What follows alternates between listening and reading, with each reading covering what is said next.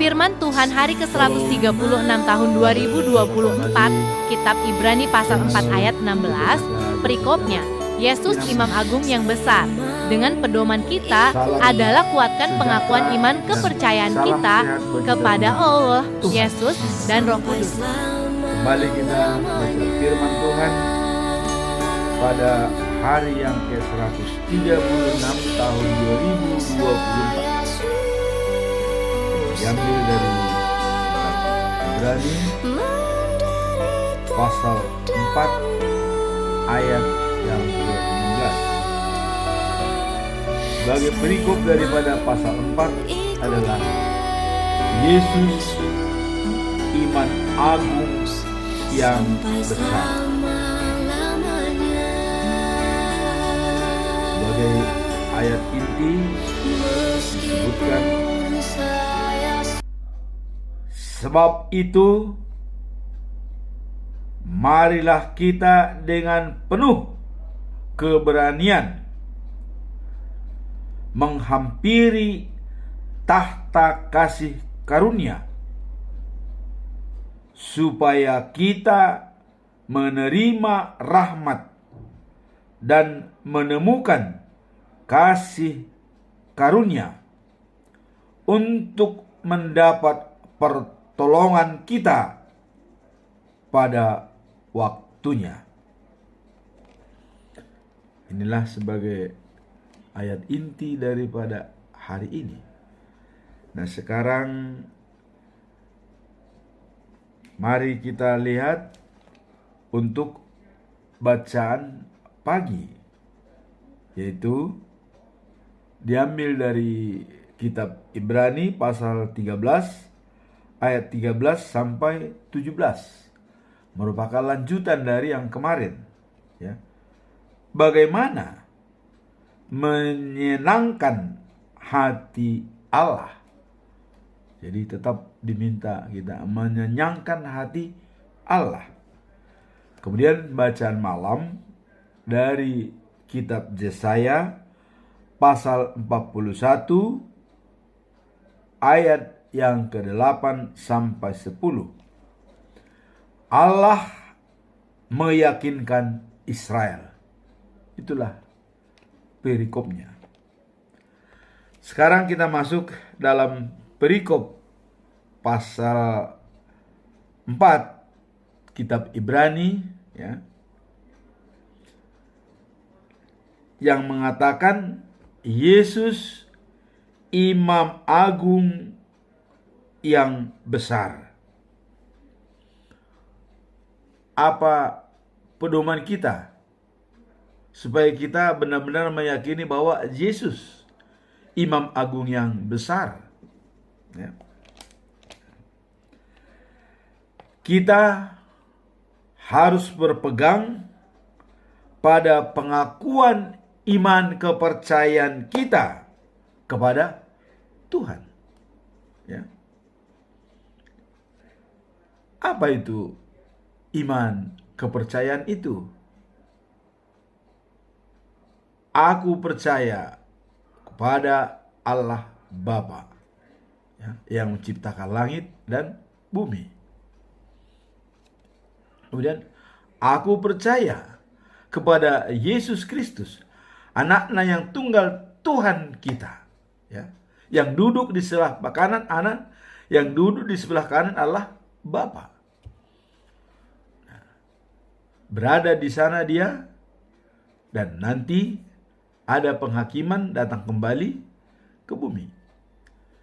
Nah, yang ketiga, aku percaya kepada Roh Kudus, ya, yang sebagai penolong kita yang dijanjikan oleh Allah.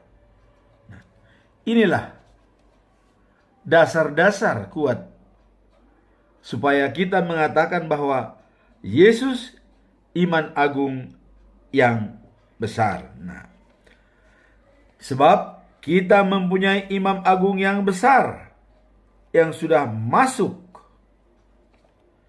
sampai ke depan Allah, ya. Dia sudah berada di depan Allah. Nah, dialah Yesus anak Allah. Itulah imam agung yang besar. Kemudian imam yang sangat berempati dengan kita. Jadi sebagai imam agung yang besar, dia sangat berempati kepada manusia.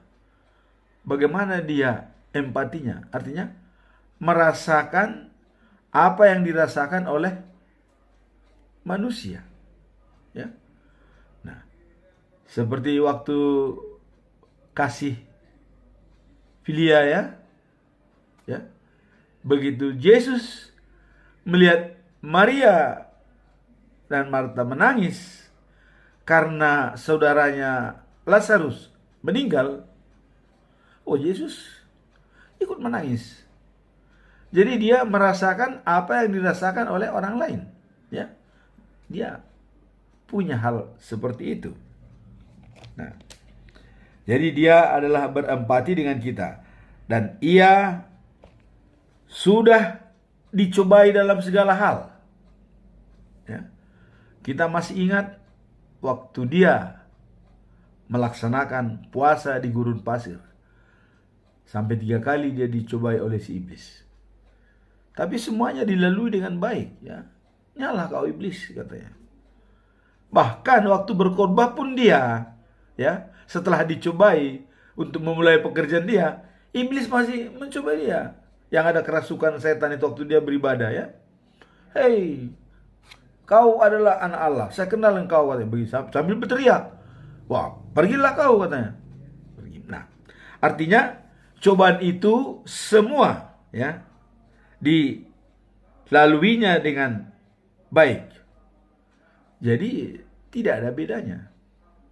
Kita pun, ya, sama seperti dia. Bisa dicobai oleh iblis. Hanya satu bedanya, ya. Kalau ia dicobai iblis, tidak berbuat dosa. Nah, kalau kita manusia, kalau kena percobaan, sering kita berbuat dosa. Nah, maka Yesus mengatakan, ya, bahwa roh itu selalu siap sedia. Tapi kalau daging ini lemah. Kalau bahasa Batak dikatakan, girgirdo anggo tondi alai gale pamatang. Roh itu siap sedia setiap saat, ya, di dalam diri kita. Tetapi badan kita ini lemah, ya. Nah, itulah. Makanya kalau kena cobaan, kalau Yesus tidak berdosa. Tapi kalau kita, ya memang karena dosa kita memang, ya. Maka waktu dia disalibkan, di sebelah kanan Yesus dikatakan, kalau kita disalibkan karena kesalahan kita, katanya. Tapi kalau Yesus disalibkan bukan karena kesalahan dia, terus apa akibatnya? Hari ini kau berada dengan saya di Firdaus. Artinya Yesus mengampuni dia yang berdosa itu. Nah, itulah enaknya kalau kita sudah mengetahui imam yang agung itu, imam yang besar itu adalah Yesus, ya. Dan pedoman kita yaitu tadi pengakuan iman yang kuat, itu harus kita pertahankan, ya. Percaya kepada Allah Bapa, percaya kepada Yesus, dan percaya kepada Roh Kudus sebagai penolong. Dan dengan demikian maka firman Tuhan hari ini untuk mengingatkan dan menguatkan kita.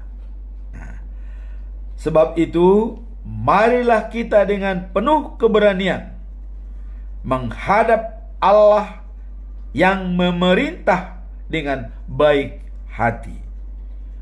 Allah akan mengasihi kita supaya kita mendapat pertolongan tepat pada waktunya. Saya selalu mengatakan, Tuhan tidak pernah terlambat menolong kita. Hanya kadang-kadang kalau berdoa bukan supaya Tuhan mendengarkan doa kita, tetapi kita mengerti apa jawaban Tuhan. Jadi kita yang harus mengerti apa jawaban Tuhan. Ya. Nah, tadi dikatakan di sini harus kita punya keberanian, ya, dan timbang rasa untuk menyampaikan hal-hal yang berhubungan dengan Tuhan. Ada keberanian, ada timbang rasa. Jadi kalau dalam win-win solution dikatakan, ya, kadang-kadang orang keberanian tinggi, dia berani, tapi tidak punya timbang rasa. Ini namanya win-loss, ya. Ada juga orang, ya, tidak punya keberanian, tapi timbang rasa tinggi. Ini, ya, loss win. Nah, kemudian yang dibutuhkan adalah courage tinggi, keberanian tinggi, dan konsideran tinggi, timbang rasa juga tinggi. Itulah kalau kita berhubungan dengan Imam Agung yang besar, Yesus Kristus. Nah, kemudian kita masuk dalam bacaan pagi hari ini, yaitu Ibrani pasal 13 ayat 13 sampai 17. Bagaimana menyenangkan hati Allah. Nah, di sini dikatakan bahwa jangan lupa berbuat baik dan saling mengasihi. Berbuat baik dan saling mengasihi. Sebab inilah kurban-kurban yang menyenangkan hati Allah. Jadi tadi bagaimana cara menyenangkan hati Allah? Untuk menyenangkan hati Allah, ya, jangan lupa berbuat baik dan saling mengasihi. Itu yang menyenangkan hati Allah, ya. Dan ditekankan lagi, ikutlah perintah-perintah pimpinanmu dan tunduklah pada mereka, sebab mereka selalu memperjuangkan jiwamu dan mereka harus bertanggung jawab kepada Allah. Nah, jadi kalau ada pemimpin-pemimpin kita, ya, misalnya pimpinan presiden kita di negara Kesatuan Republik Indonesia, itu adalah utusan Allah. Dia bertanggung jawab kepada Tuhan. Jadi kalau ada pemimpin yang kurang baik seperti Zedekia, ya, dan itu bisa berakibat sampai rakyatnya. Tapi kalau rakyatnya tidak mengikuti pemimpin yang baik, itu akan bisa lepas, ya. Maka ayat hari ini juga Israel diyakinkan oleh Tuhan, ya. Nanti kita lihat dalam perikop berikutnya, ya. Nah, jadi pemimpin itu adalah merupakan wakil daripada Tuhan. Maka kita wajib, ya, loyal kepada pemimpin. Jadi kita diminta untuk loyal pada pimpinan dan tidak provokator, agar pemimpin kita bekerja dengan baik. Ini kadang-kadang, ya. Jadi dalam manusia transisi itu dikatakan jadilah manusia transisi. Apa itu manusia transisi? Kalau kita tidak bisa membantu orang lain, minimum tidak menyusahkannya. Itulah manusia transisi, ya. Jadi kadang-kadang membantu tidak, malah nyusahin, ya.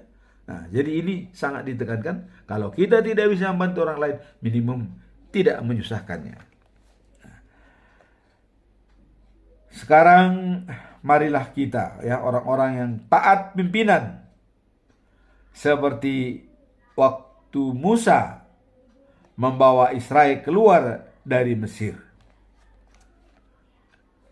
Sekarang kalau kita lihat pengalaman dari Musa, bagaimanakah orang-orang yang tidak taat kepada pemimpin, ya? Mari kita lihat dalam pengalaman Musa memimpin bangsa Israel dari Mesir ke tanah Kanaan, ya. Nah, Israel keluar dari Mesir.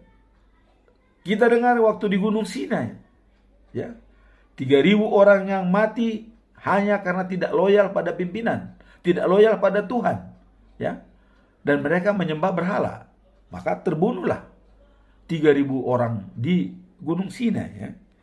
Nah, kemudian yang paling hebat pemberontakan adalah waktu Korah, ya, orang Lewi, Datan, dan Abiram dan On. Ketiga orang ini, Datan, Abiram, On, adalah anak-anak Eliab dan keturunan Ruben. Ini menentang Musa. Nah, kita bisa baca dalam Bilangan 16, pasal 16 ayat 1. Dan kalau kita lihat dalam Bilangan 16, pasal 16 ayat 16, supaya gampang kita ingat, jadi 16 ya. Maka berkata kepada Korah, ya, Musa berkata kepada Korah, engkau ini dengan segenap kumpulanmu harus menghadap Tuhan, engkau dan mereka dan Harun pada esok hari. Nah, karena Korah ini memberontak, bagaimana nih Musa ini?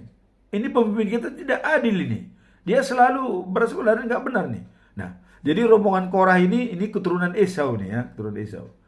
Mereka berontak sampai ada 250 pemuka-pemuka agama tuh berontak kepada Musa. Mencaci maki Musa.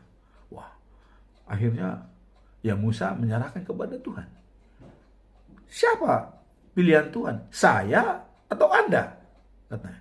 Nah, jadi rakyat yang dipimpin ini memberontak ya. Kemudian waktu Korah mengumpulkan umatnya di pintu kemah, kemuliaan Tuhan kepada segenap ya umat ya. Jadi mana yang pro Musa dan mana pro Korah? Akhirnya Musa membawa mereka ya supaya kita di hadapan Tuhan, siapa yang benar? Nah, akibat perbuatan Korah dan kawan-kawan, Tuhan Allah murka dan bumi menelan mereka. Coba. Jadi waktu kemuliaan Tuhan Allah datang,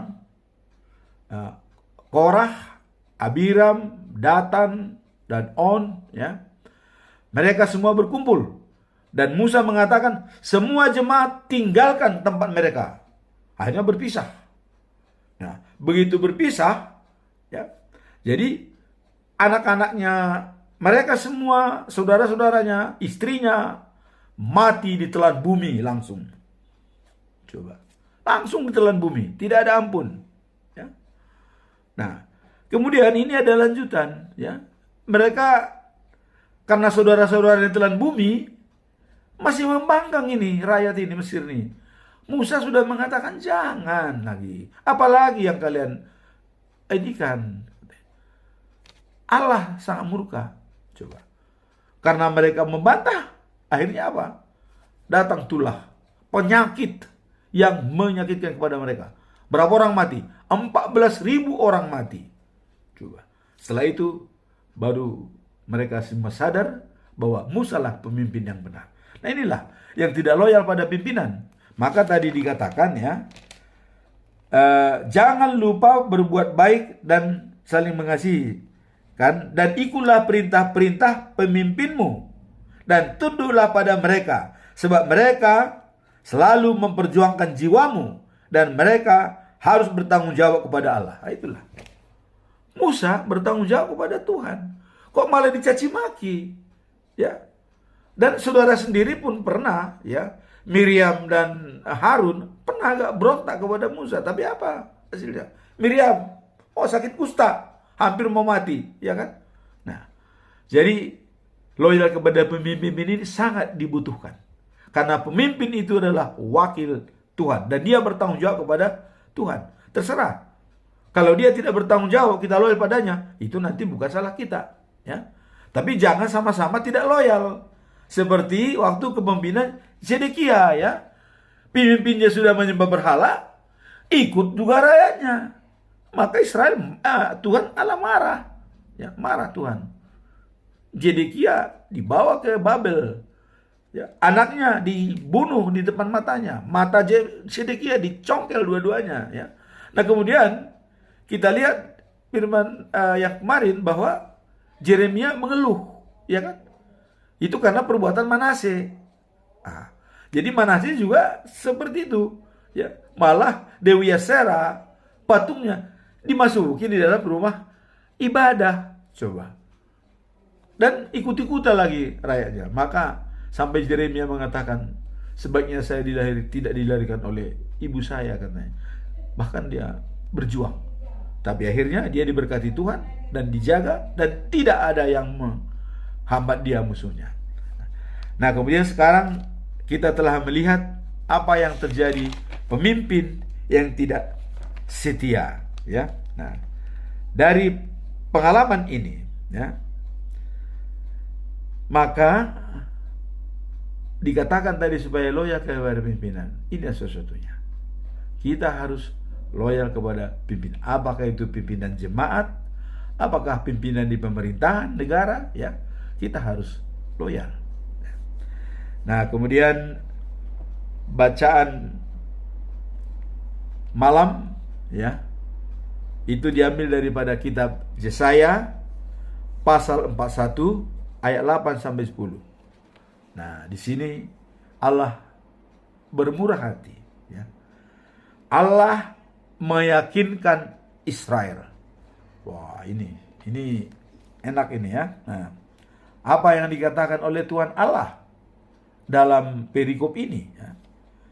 Engkau Israel, hambaku, umat pilihanku. Nah, umat pilihan Israel. Engkau keturunan Abraham sahabatku. Wah, jadi begitu akrabnya Tuhan Allah itu kan. Abraham dikatakan sahabatnya, sahabat Tuhan. Maka Abraham itu terkenal dengan nenek orang percaya. Jadi kalau sudah nenek orang percaya, ya termasuk Tuhan juga, udah sama dengan Tuhan, ya. Tuhan juga nenek orang percaya. Maka Tuhan mengatakan Abraham sahabatku. Tuh, ha? Jadi engkau telah kuambil dari ujung-ujung bumi, kupanggil dari tempat-tempat yang terjauh. Nah, kemudian kata Tuhan, ya, engkaulah hambaku, aku tidak menolak pilihanku. Kemudian harapan dikatakan oleh Tuhan Allah kepada Israel, ya, jangan takut. Nah, ini selalu dikatakan ini. Sebab aku, ya, menyertaimu. Nah, Tuhan Allah sudah mengatakan kepada Israel, jangan takut, saya menyertaimu, katanya. Aku menyertaimu. Kemudian dikatakan lagi, jangan cemas, sebab aku Allahmu. Wah, jadi kepada Israel supaya dikatakan jangan takut dan jangan cemas, aku menyertaimu, ya. Nah, kemudian engkau akan kuteguhkan dan kutolong, kutuntun dengan tanganku yang jaya. Wah, enak kan? Apakah berlaku itu sampai sekarang? Ya, Tuhan kan sama. Dulu, sekarang, dan masa yang akan datang. Ya berlaku. Nah, makanya jangan coba-coba menghina Israel, ya. Karena sama dengan menghina Tuhan. Ya, kepada teman-teman semua, ya, mohonlah, ya, apa yang dilakukan Israel saat ini, mereka juga tidak sembarangan. Karena mereka selalu komunikasi dengan Tuhan Allah. Nah, ini dikatakan di sini, jangan takut, sebab aku menyertaimu. Jangan cemas, sebab aku Allahmu. Tuh. Engkau akan kuteguhkan dan kutolong, kutuntun dengan tanganku yang jaya. Jadi kalau tangan Tuhan menuntun Israel, apa yang ditakutin? Ya, mereka nggak ngeri. Mau ada serangan dari mana. Ya, makanya Amerika dan Rusia juga berpikir dua kali, ya, kalau mengetahui Israel yang maju. Nah, dan Israel juga tidak semena-mena. Mereka kalau diganggu baru dihajar. Kalau nggak diganggu aman. Jadi kalau saya mengusulkan sebaiknya, ya, Palestina mungkin bergabung sajalah dengan Israel supaya merdeka. Saya yakin mereka merdeka. Kasih, ya, aman, damai, ya, dengan Israel. Nah, kemudian terakhir dikatakan, semua orang marah padamu. Nah, jadi ini dalam ayat yang terakhir, ya, semua orang marah padamu akan dikalahkan, nah, dan tersipu-sipu. Tuh. Jadi siapa saja yang marah kepada Israel akan dikalahkan, dan mereka semua tersipu-sipu, ya. Nah, orang-orang yang melawan engkau akan binasa, ya, dan tersapu habis, ya. Ya, jadi bagi yang melawan dia, Israel, itu akan binasa dan habis, tersapu. Jadi diselesaikan oleh Tuhan. Nah, pikirlah firman hari ini, ya, yang dimulai tadi dari Yesus sebagai imam yang agung. Nah, jadi ajakan, sebab itu marilah kita dengan penuh keberanian menghampiri tahta kuasa Tuhan. Dengan pedoman kita adalah dengan iman, pengakuan iman, kepercayaan kita kepada Tuhan. Itu harus kita pegang dengan teguh, ya. Nah, kemudian jangan lupa berbuat baik dan saling mengasihi, sebab itulah, ya, kurban-kurban yang menyenangkan hati Tuhan. Jadi bukan kurban-kurban persembahan, uangmu, hartamu, bukan. Saling mengasihi, ya, dikatakan berbuat baik. Jadi berbuat baik itu membantu, ya. Nah, karena ada ayat dalam Alkitab, berbuat baik kita sama dengan memberikan pinjaman kepada Allah apabila kita membantu orang miskin. Jadi sekarang pertanyaan bagi kita, berapa banyakkah piutang kita kepada Tuhan Allah? Mari kita renungkan dengan ayat hari ini, ya. Jangan lupa berbuat baik dan saling mengasihi, sebab inilah kurban-kurban yang menyenangkan hati Allah. Nah, kemudian ada jaminan dari Allah apabila kita tetap setia, ya. Seperti jaminan kepada Israel tadi, apakah berlaku bagi kita? Ya, berlaku. Karena semua umat itu berlaku. Jaminan keselamatan dari Tuhan itu berlaku. Nah, demikianlah firman Tuhan pagi ini. Semoga bisa menguatkan kita, semakin yakin kita bahwa Yesus Kristus adalah sebagai penyelamat dunia. Tanpa melalui Dia tidak ada yang masuk dalam kerajaan Allah. Amin. Tuhan memberkati kita semua.